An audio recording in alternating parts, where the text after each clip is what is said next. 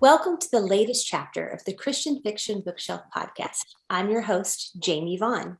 This chapter of the Christian Fiction Bookshelf Podcast is brought to you by Revell, a division of Baker Publishing Group.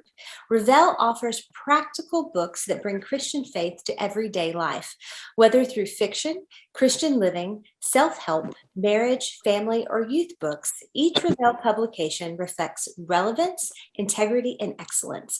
On today's episode of the Christian Fiction Bookshelf Podcast, we have author Melody Carlson here to discuss her latest work, A Christmas in the Alps. Hi, Melody. How are you?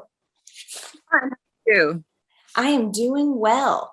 Now, in my research, going through discovering more about A Christmas in the Alps, I discovered that you have written over 200 books. You've sold 7 million copies. I am beyond impressed. How do you keep coming up with new ideas? Well, my pat answer to that is that ideas are as limited as people, and everybody has a story. So I could literally sit down with somebody and after a while, probably concoct a story. Okay. So I just, there's a billion ideas out there. Okay. When did you first start writing Christmas novels?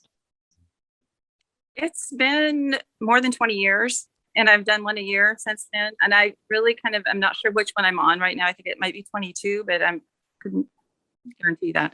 I'm kind of displaced because we've been building a house and my office is there. So normally I would go over and I would just look at the books and I could tell you, but I'm right in transition now. Actually, we're almost moving into the new house. So. Oh, well, I've been in my house a year and still haven't completely unpacked, so I completely understand.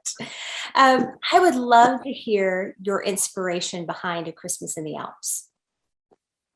Well, it was several things. For one thing, I was writing it during COVID, and I think I just get away. So why not go to France? And I've been there a couple of times.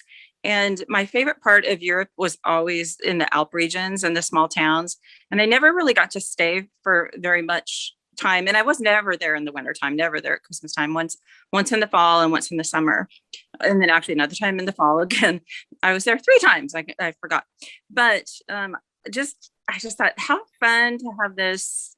It had to be an imaginary village because it's small enough. And then how fun to visit at Christmas time and have a clock factory and a little bit of mystery. And so I just kind of got swept away with it. And it was a nice little break for me because it was written during COVID and I felt like I was somewhere else. Well, what can you share with us about the story? Well, it starts out with Simone, who's kind of had some rough times. She's had a lot of kind of heartache and lost people in her life and is kind of disconnected. And she discovers this letter in cleaning out her grandmother's house after her grandmother's passed away. And it's from a great grandmother who is her namesake.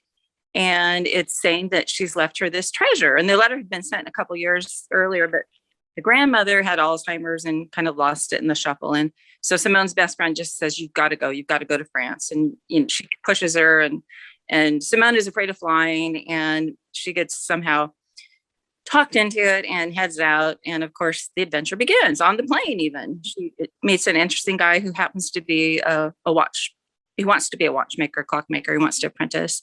She has no idea that her family owns this clock factory in this little alpine town, but she finds that out pretty quickly and things take off from there. Now, how do you do research on clockmaking? Right. I know. I don't really know much about it just by nature. Mm-hmm. Yeah, there's so many resources. We have a nice little clock company in our little town, which is in the mountains, ironically, but not in France. But yeah, I found a lot of information and a lot of things I wanted to know were old things because it was an old factory and there's a lot of it.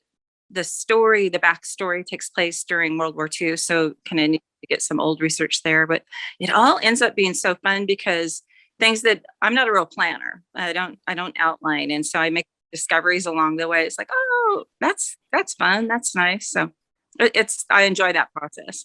Yeah. When the reader gets through with this book, what do you want them to take away from it? Well, I always just want them, for one thing, just to feel good, just to kind of be in a Christmassy mood. And there's some hard things in it and there's fun things in it. And then just some hope. And then the biggest thing that I always want for somebody to walk away with is just an experience of grace. Mhm. And that's what I try to tuck into all my books. And in this story, there's just this curious old aunt who is just kind of the fly in ointment. Mhm. And I'm not going to give away anything else, but there's a lot of grace involved on both sides.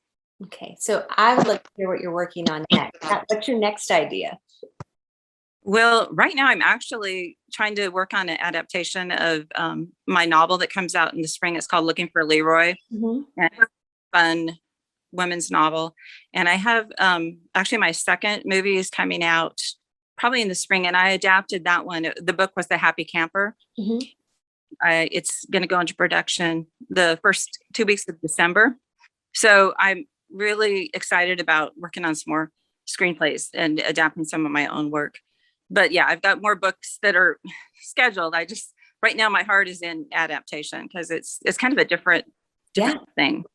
Yeah. Oh, that is really exciting. I love hearing that you're being able to move those books into a visual format as well. That's really, really exciting.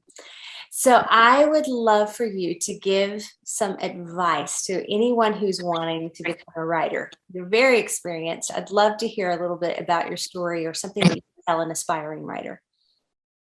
Right. Well, my favorite thing to tell writers, and it's something I just kind of learned by accident early on because I was a young mom, busy with the kids and school and a job and life. And I had, this much time to write. Mhm. I very early on learned to write really fast. And I started writing longhand on a yellow legal pad and then to a typewriter and then to the really dinosaur early computers. And so it was kind of a cumbersome process too, but I just taught myself quickly to write fast. And what I learned by accident in writing fast was don't edit yourself. Do not edit yourself while you're writing. You can always go back and edit it. But if you don't have, I feel like the full story, you don't know how to edit. I mean, it might be that first chapter that people just go over and over and over and over on might get thrown away in the end because a lot of first chapters tend to be bad. They tend to be backstory you don't need. So just let yourself go. Don't edit yourself. Go ahead and, as you start, like the next day on a project, go ahead and read, a few lines, a few paragraphs, whatever, but limit your time and then just move on and get it done. And then once it's done, then you can edit it. Well, that is great advice. Melody, thank you so much for taking time out today to talk to us. And I cannot wait to see what happens with A Christmas in the Alps for you. And I will be watching for those movies coming our way soon. And if you like this chapter, the Christian Fiction Bookshelf podcast, make sure to hit subscribe in the chapter notes so you never miss another chapter. I'm your host, Jamie Vaughn.